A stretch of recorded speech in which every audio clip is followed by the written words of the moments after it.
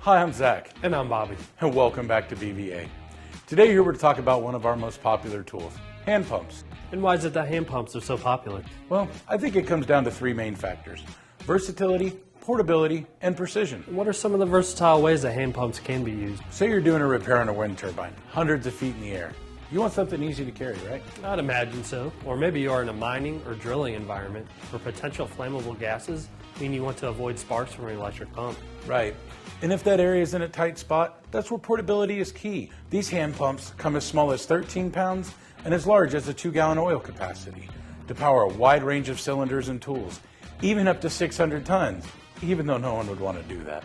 13 pounds is super light for that amount of power. How does precision come into play? Well, when you're dealing with high-pressure hydraulics, you're dealing with some serious power that must be managed properly. So the ability to make small adjustments is essential in some applications, when overshooting your pressure or overextending the cylinder is not an option and could cause catastrophic failure. I see. So is the internal pressure relief valve key for overload protection?